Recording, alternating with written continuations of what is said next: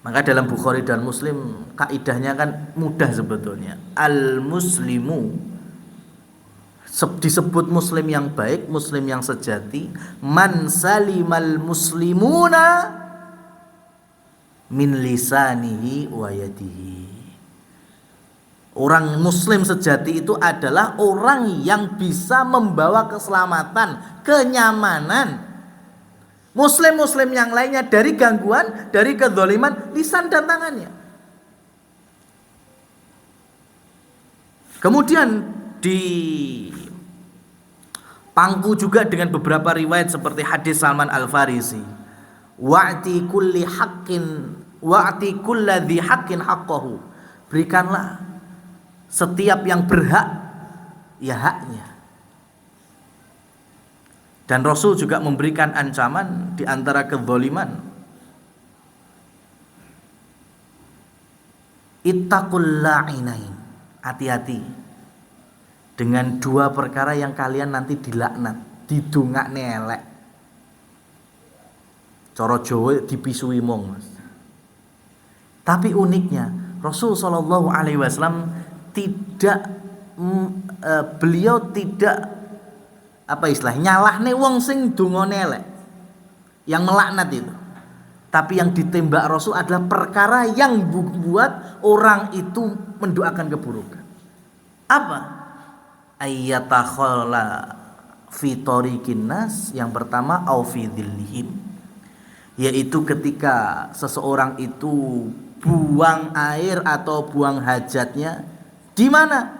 Di tempat seliwer-seliwernya manusia. Yang pertama, atau di tempat di mana manusia itu berteduh.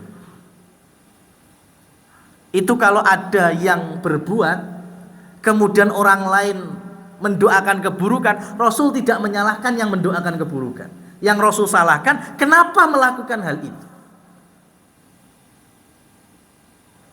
Wong jenenge tempat berteduh, ngisor ringin kan enake lek awan-awan tuku dawet seger.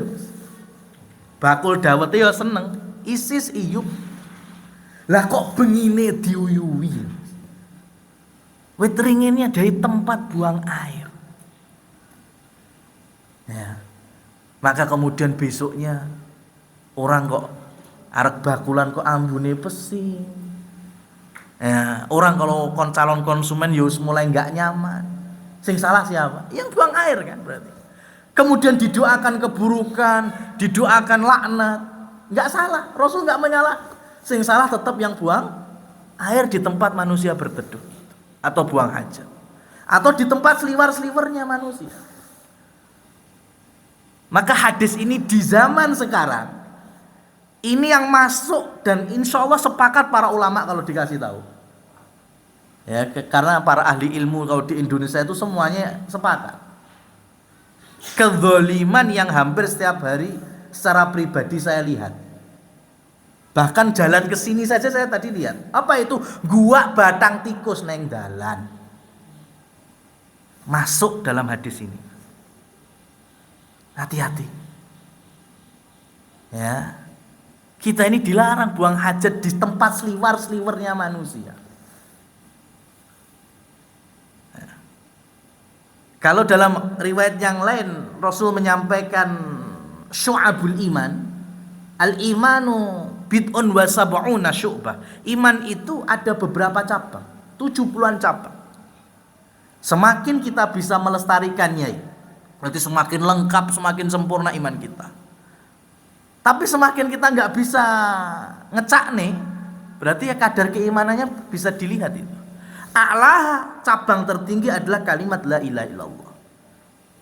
Wa adnaha, paling rendahnya, cabang paling rendah, imatatul adza anit thariq, yaitu menghilangkan kotoran atau sesuatu yang mengganggu dari jalan manusia.